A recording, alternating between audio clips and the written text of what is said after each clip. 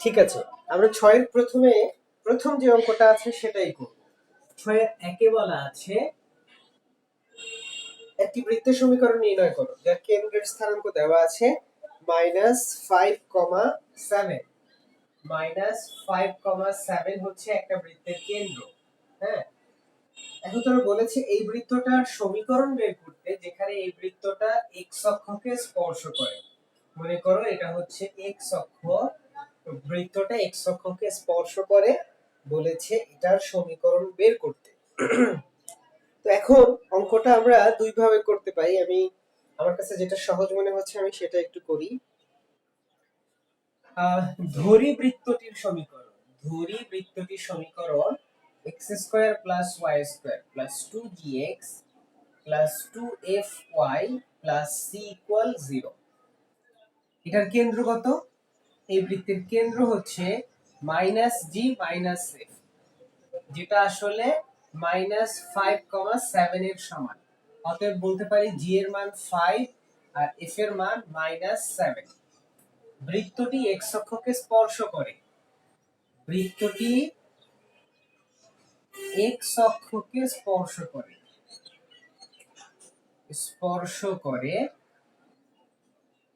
x অক্ষকে স্পর্শ করলে আমরা জানি g² হচ্ছে c, বা c এর ভ্যালু হচ্ছে 5² মানে 25।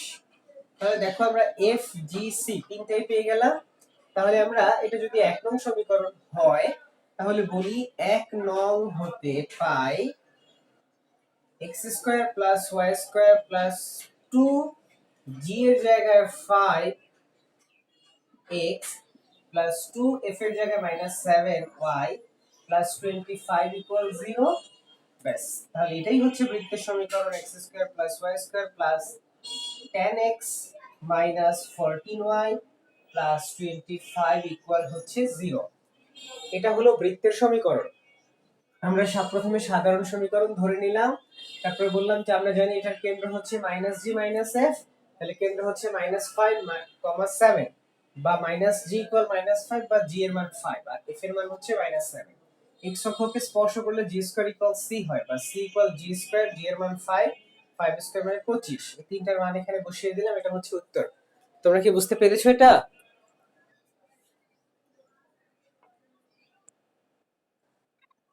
আচ্ছা ঠিক আছে, যদি বুঝে থাকো তাহলে দেখো 6 এর সবগুলো অঙ্ক এই একই নিয়মে। তাহলে আমরা সরাসরি 7-এ চলে যাই, ঠিক আছে? আচ্ছা তোমরা একটু স্ক্রিনশট রাখো, এটার স্ক্রিনশট কি রেখেছো?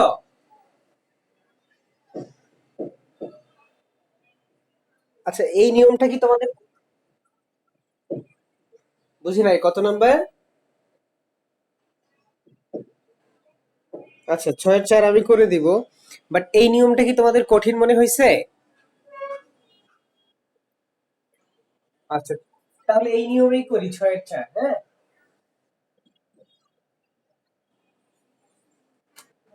এই ওরা বললে স্ক্রিনশট রাখা হয়েছে।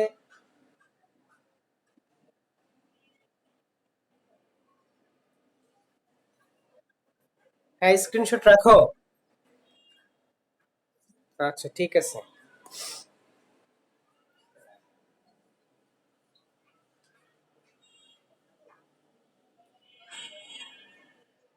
6-এর 4 দেখো কি বলছে। 6-এর 4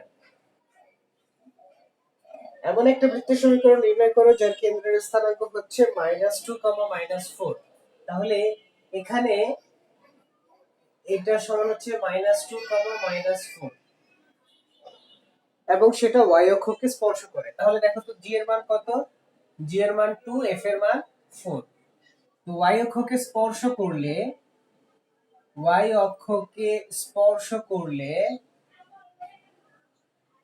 কি হয় বলো তো? f² = c হয়। অতএব c = হচ্ছে 4² মানে 16। অতএব আমরা পাই 1 হতে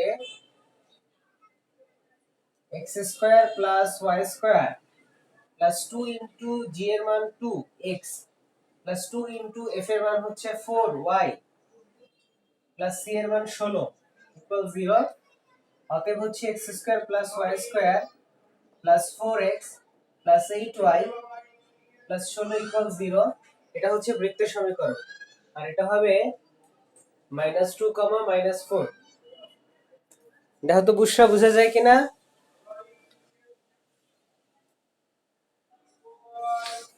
তাহলে স্ক্রিনশট রাখো।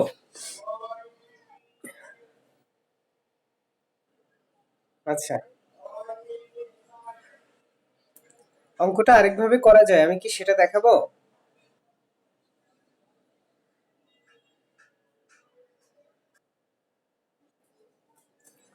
আচ্ছা দেখাচ্ছি।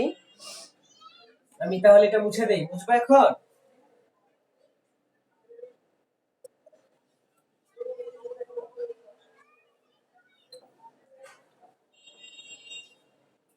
আচ্ছা 6/4 এভাবে আমরা করতে পারি।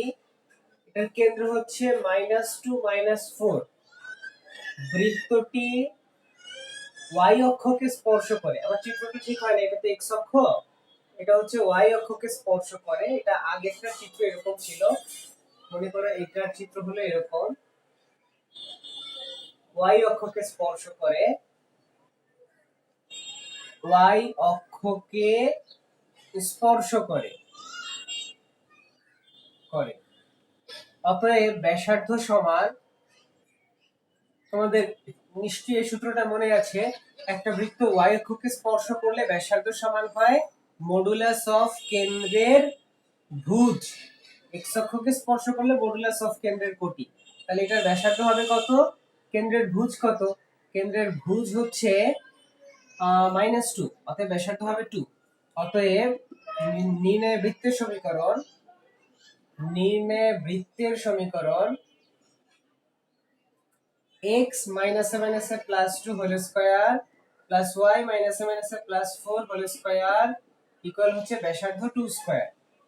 পরে এটাকে ভেঙে লিখবো x square plus 4x plus 4 y square plus 8y plus 16 equal হচ্ছে 4। 4 4 দুই পাশ থেকে কাটা, তাহলে পাই x square plus y square plus 4x plus 8y plus 16 equal 0। এটা হচ্ছে অ্যানসার।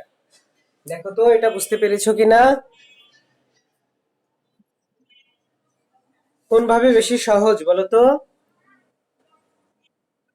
ঠিক আছে, যার যেভাবে ভালো লাগে সেভাবে করো। আচ্ছা একটু স্ক্রিনশট রাখো, আমরা সাথে চলে যাই।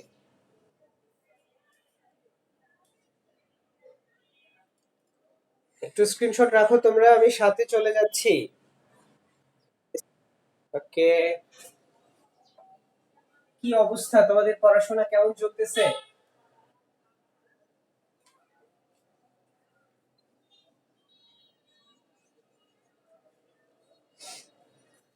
পড়াশোনা এমন ভাবে করবা যেন মনে করো বাবা মার স্বপ্ন অথবা তোমার স্বপ্ন, যার স্বপ্নই যেটা হোক সেটা পূরণ হয়ে যায়। সেটা যেন শুধু কল্পনাতেই না থাকে।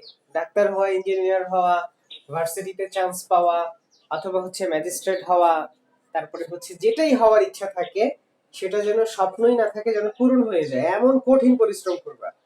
আর যদি সেটা করার ইচ্ছা না থাকে বাদ দিয়ে দাও, পড়লে পড়ার মতো, না পড়লে বাদ। সাথে র্যাঙ্ক দেখো আমি করছি। সাথে র্যাঙ্ক বলছে এমন বৃত্তের সমীকরণ বের করো যা y অক্ষকে স্পর্শ করে এবং দুইটা বিন্দু দিয়ে যায়। বৃত্তের সমীকরণটা বের করো। আমি সাথে র্যাঙ্ক করে দেই, সাথে 2 তোমরা করবা। তো বলছে y অক্ষকে স্পর্শ করে। আমরা যদি চিত্রে দেখাতে চাই তাহলে বৃত্তের চিত্রটা এমন হতে পারে। আচ্ছা মনে করো যে এটাই বৃত্ত, যদিও পুরোপুরি হয় নাই, কেমন যেন ডিম ডিম হয়ে গেছে। ধুর, মনে করো এটা হলো সেই বৃত্তটা যেটা y অক্ষকে স্পর্শ করে। এখন বলছে এটা দুইটা বিন্দু দিয়ে যায়, 3,0 বিন্দু দিয়ে যায় আর 7,0 বিন্দু দিয়ে যায়। তার মানে আমার এই চিত্রটাও এক্সাক্ট হয় নাই। এটা এরকম ভাবে মনে করো এটা হচ্ছে 3,0 বিন্দু আর এটা হচ্ছে 7,0 বিন্দু।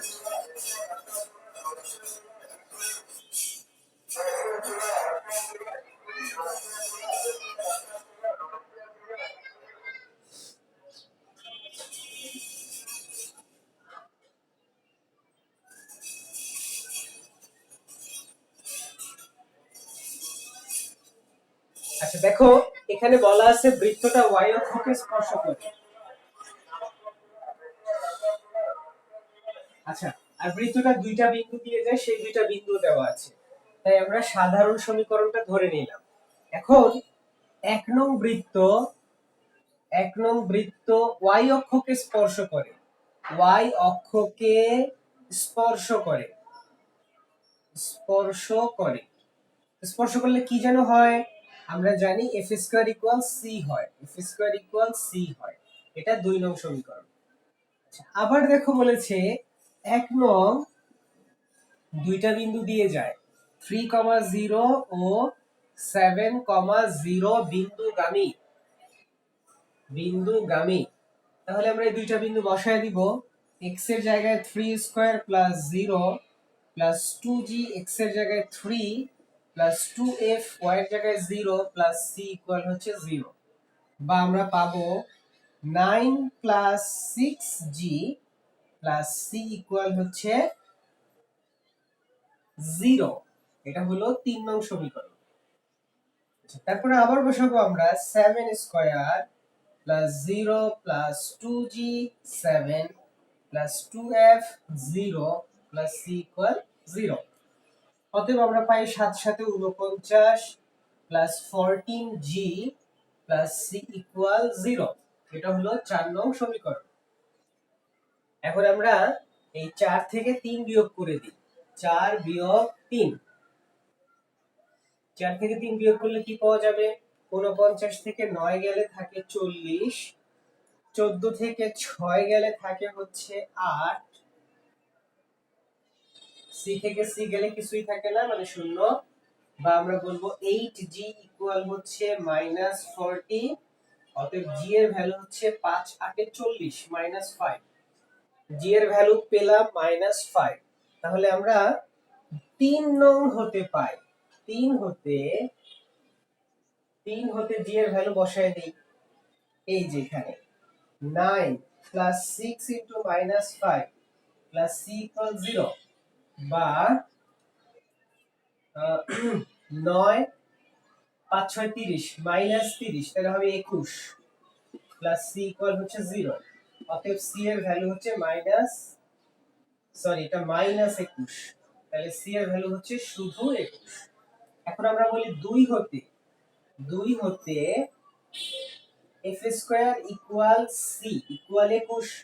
অতএব f ইকুয়াল প্লাস মাইনাস √21। তাহলে বলি 1 হতে বৃত্তের সমীকরণ হবে x square plus y square plus 2 g এর জায়গায় -5 প্লাস 2 f এর জায়গায় প্লাস মাইনাস √21 প্লাস c এর জায়গায় 21 ইকুয়াল হচ্ছে 0। এভাবে রেখে দিব। দেখো অঙ্কটা কিভাবে করেছি, প্রথমে সাধারণ সমীকরণ ধরেছি, তারপর তারা বলছে y অক্ষকে স্পর্শ করে, তাই f স্কয়ার ইকুয়াল c ধরেছি। দুইটা বিন্দু দিয়ে গেলে অলওয়েজ বিন্দুগুলো আমরা ওই সমীকরণে বসিয়ে দিব। সমীকরণে বসায় দিলে আমরা দুইটা সমীকরণ পাই। দেখো এই একটা সমীকরণ আর এই একটা সমীকরণ, এই দুটো সমীকরণে g আর c আছে। বিয়োগ করে দিলে c c চলে যাবে, শুধু g থেকে g এর ভ্যালু পেয়ে গেলাম। এই g এর ভ্যালুটা আমরা 3 এ অথবা 4 এ যে কোনো একটাতে বসালে তুমি c এর ভ্যালু পেয়ে যাবে। c এর ভ্যালুটা আমরা আবার 2 এ বসালে সেখান থেকে f এর ভ্যালুটা পেলাম। আর f g c এই তিনটার মান এক নঙে বসিয়ে দিয়ে আমরা বৃত্তের সমীকরণটা পেয়ে গেলাম। তোমরা কি বুঝতে পেরেছো?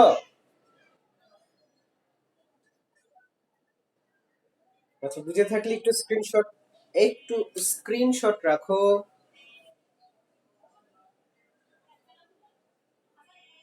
আচ্ছা, আমার মনে হয় 5 পর্যন্ত, 7-এর 5 পর্যন্ত অঙ্কগুলো তোমরা পারবে। আমি 7-এর 6 নম্বর অঙ্কটা করে দিতে চাচ্ছি এখন। ঠিক আছে, 7-এর 5 পর্যন্ত তোমরা বাসায় চেষ্টা করবা, যদি করতে অসুবিধা হয় আমাকে জানাবা, আমি প্রয়োজনে আবার করে দেব ইনশাআল্লাহ। বাট আমার মনে হয় 5 পর্যন্ত অঙ্কগুলো পারবা। আমি 6 নম্বরটা করি, আর এটা মুছে দিচ্ছি। হ্যাঁ,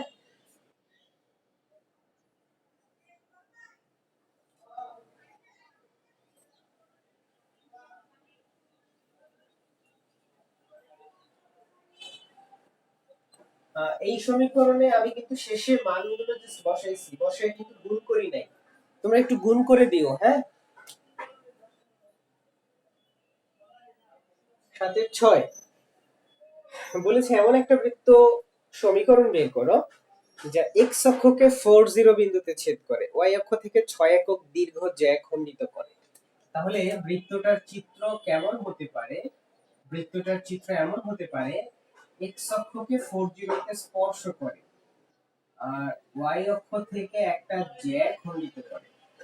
ঠিক আছে, তাহলে এই জ্যায়ের দৈর্ঘ্য কত? 6, এটার দৈর্ঘ্য 6, আর এই বিন্দুটা কত? 4,0। এটা x অক্ষ আর এটা হচ্ছে y অক্ষ, এটা হচ্ছে মূল। দেখো এই রকমের একটা বৃত্তের সমীকরণ বের করতে বলেছে, যে বৃত্তটা x অক্ষকে 40 বিন্দুতে স্পর্শ করে, তারপরে y একক থেকে 6 একক দীর্ঘ জ্যা খণ্ডিত করে, বৃত্তের সমীকরণ বের করো। দেখো আমরা বলেছিলাম যে নরমালি বৃত্তের সমীকরণ বের করতে হলে তিনটা শর্ত দেয়া থাকতে হবে। তো এখানে কি তিনটা শর্ত দেয়া আছে? y অক্ষ থেকে 6 একক দীর্ঘ জ্যা খণ্ডিত করে, একটা শর্ত। তারপরে x অক্ষকে 40 বিন্দুতে স্পর্শ করে, এখানেই আছে দুইটা শর্ত। কেন? এই যে x অক্ষকে স্পর্শ করে এইটা একটা শর্ত, আর 40 বিন্দু দিয়ে যায় এইটা আরেকটা শর্ত। তাহলে এখানে মোট শর্ত হলো তিনটা, এই এখানে দুইটা আর এই একটা, মিলে তিনটা শর্ত। তো তিনটা শর্ত ছাড়া বৃত্তের সমীকরণ বের করা যায় না, হ্যাঁ। তো আমরা যেহেতু এখানে কেন্দ্র অথবা ব্যাসার্ধ বলা নাই, আমরা সাধারণ সমীকরণ ধরেই করব, এটাই বেশি সহজ হয়। তাহলে আমরা লিখবো ধরি বৃত্তটির সমীকরণ। বৃত্তটির সমীকরণ কথাটা তোমরা লিখবা, আমি সেটা একটু স্কিপ করে গেলাম। 2gx plus 2fy plus c equal 0, এটা 1 নং সমীকরণ। এখন তারা বলেছে বৃত্তটা x অক্ষকে স্পর্শ করে। দেখো 1 নং বৃত্ত x অক্ষকে স্পর্শ করে, অক্ষকে স্পর্শ করে। x অক্ষকে স্পর্শ করলে কি যেন হয়? g স্কয়ার ইকুয়াল c হয়, এটা 2 নং সমীকরণ। আবার বলেছে y একক থেকে 6 একক দীর্ঘ জ্যা খণ্ডিত করে। 1 নং বৃত্ত y অক্ষ হতে 6 একক দীর্ঘ জ্যা খণ্ডিত করে, তাহলে আমরা জানি 2 রুট ওভার y অক্ষ থেকে f square minus c equal হচ্ছে 6, বা root over f square minus c equal হচ্ছে 3, বা f square minus c equal হচ্ছে 9, বর্গ করে দিলাম দুই পাশে, হ্যাঁ। আচ্ছা, আমরা আরেকটা লাইন করতে পারি যে অতএব f স্কয়ার ইকুয়াল হচ্ছে c প্লাস 9, এটা হলো আমাদের 3 নং সমীকরণ। আবার বলেছে 1 নং বৃত্তটা 40 বিন্দু দিয়ে যায়, 1 নং 40 বিন্দুগামী। তো 40 বিন্দুগামী হলে আমরা x এর জায়গায় 4 বসিয়ে দিলাম, y এর জায়গায় 0 বসিয়ে দিলাম, 2g, x এর জায়গায় 4, 2f, y এর জায়গায় 0 প্লাস c এর জায়গায় 0, বা 4 স্কয়ার প্লাস 2g ইনটু 4। দেখো c এর জায়গায় g স্কয়ার আছে, তাই আমরা এই c এর জায়গায় g স্কয়ারটা বসিয়ে দিলাম। তো c এর জায়গায় g স্কয়ার বসালে আমাদের লাভ কি হলো? লাভ হইলো, এটা একটা সূত্র পড়ে যায়, a square plus 2ab plus b square. তাহলে আমরা বলতে পারি g plus 4 whole square equal 0, বা g প্লাস 4 ইকুয়াল 0। অতএব g এর ভ্যালু হচ্ছে -4, g এর ভ্যালু আমরা পেলাম -4। তাহলে c এর ভ্যালু কত? 2 থেকে দেখো, 2 হতে c ইকুয়াল g স্কয়ার বা -4 স্কয়ার ইকুয়াল 16, c এর ভ্যালু পেলাম। এখন আমরা বলবো 3 হতে f ইকুয়াল না f না f square equal c plus 6, c plus 6 বা না c+9 বা 16+9 সমান হলো 25। অতএব f এর মান হলো ±5। তাহলে দেখো আমরা তিনটা মান পেয়ে গেছি। আমরা g এর মান পেয়েছি, c এর মান পেয়েছি, f এর মান পেয়েছি। এই তিনটা মানকে আমরা এক নঙে বসিয়ে দিব। অতএব 1 হতে x² + y² + 2, g এর মান -4x + 2, f এর মান ±5y + c এর মান 16 হচ্ছে 0। দেখো অঙ্কটা কিভাবে করেছি আমি আবার বলি। প্রথমে বৃত্তের সমীকরণ ধরে নিছি সাধারণ সমীকরণ। x অক্ষকে স্পর্শ করে বৃত্তটা, তাই g² = c। প্রথম শর্ত, বৃত্তটা y অক্ষ থেকে 6 একক দীর্ঘ জ্যা খণ্ডিত করে, তাই 2√f² - c হচ্ছে 6। 2 দিয়ে ভাগ করলে 3 হয়, বর্গ করলে 9 হয়। সিটা এই পাশে পাঠিয়ে দিলাম। এটা দ্বিতীয় শর্ত ছিল এবং এটা পরের সমীকরণ।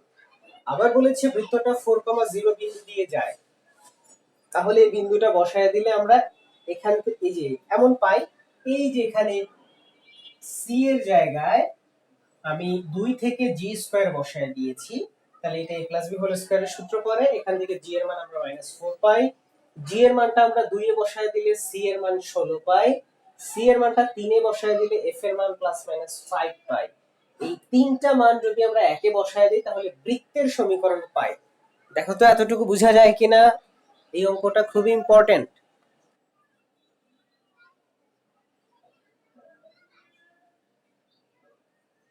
অঙ্কটা কি বোঝা যায়? আচ্ছা, বুঝলে স্ক্রিনশট রাখো।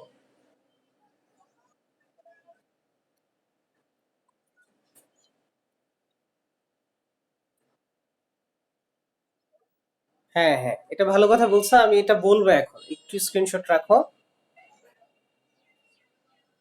দেখো একটা ব্যাপার, জি এর মানটা মাইনাস আসছে আর এফ এর মানটা প্লাসও আসছে মাইনাসও আসছে। কেন? কারণ এমন বৃত্ত দুইটা হতে পারে, এমন বৃত্ত হতে পারে দুইটা। এই যে দেখো, এই রকম একটা বৃত্ত হইতে পারে, যে বৃত্তটা ওয়াই অক্ষের মানে এক্স অক্ষের নিচে থাকবে, এক্স অক্ষের নিচে থাকবে, সেই বৃত্তটাও কিন্তু এই যে 4,0 বিন্দুতে স্পর্শ করে। এই বৃত্তটাও দেখো 4,0 বিন্দুতে এক্স অক্ষকে স্পর্শ করে এবং ওয়াই অক্ষ থেকে 6 একক দীর্ঘ জ্যা খণ্ডন করে। এই জন্য জি এর মানটা মাইনাস আসছে। কেন?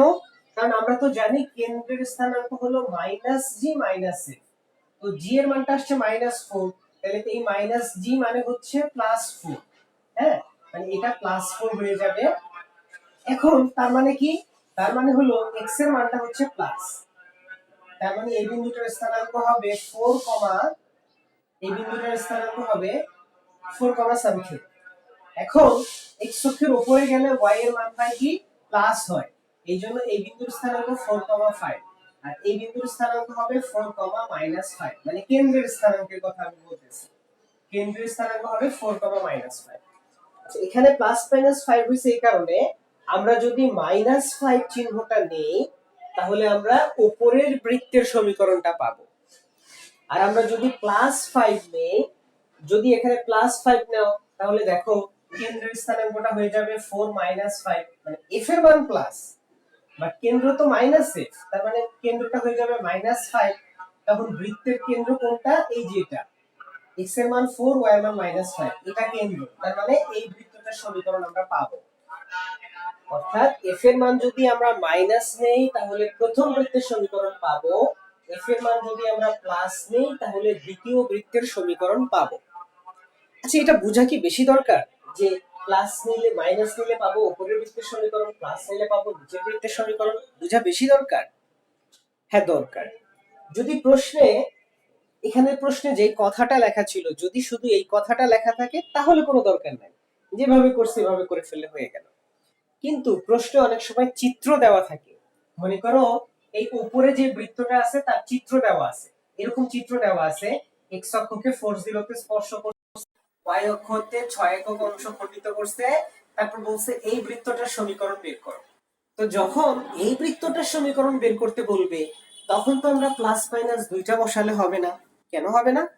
কারণ এই বৃত্তটা তো আমরা দেখতেছি এই বৃত্তটার কেন্দ্র প্রথম চতুর্ভাগে অবস্থিত, তাই এইটার বেলায় এফ এর মানটা মাইনাস নিতে হবে, প্লাসটা নেওয়া যাবেই না, কারণ তারা তো নিচেরটা চায় না, শুধু উপরেরটা চাইছে। আবার যদি কখনো তারা নিচের বৃত্তটা একে বলে এই বৃত্তটার সমীকরণ বের করো, তখন আবার এফ এর মানটা আমরা প্লাস নিব। কেন?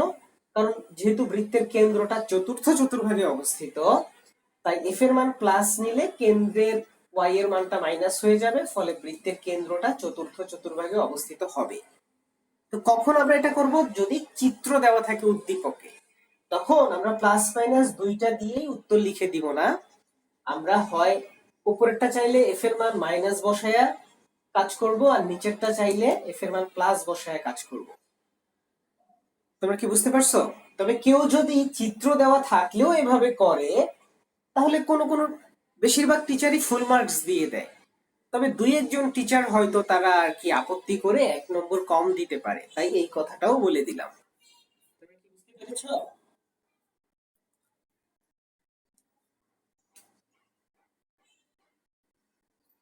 হ্যাঁ, বুঝতে পারছো কিনা একটু বলো।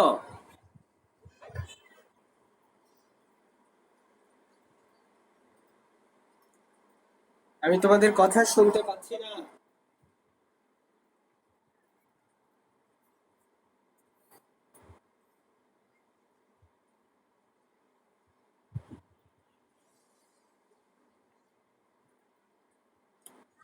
তোমরা কি আমার কথা শুনতে পাচ্ছো?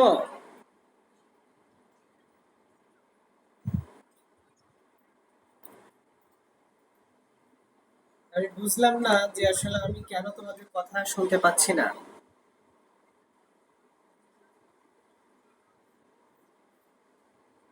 আচ্ছা, মিটিং এর সময় আর 10 মিনিট আছে, তাহলে আমি মিটিংটা কেটে নতুন করে শুরু করি। তোমরা কষ্ট করে আবার একটু জয়েন করো, হ্যাঁ, যেহেতু তোমাদের কথা শুনতে আমার অসুবিধা হচ্ছে, তাই তোমরা কষ্ট করে আবার একটু জয়েন করো।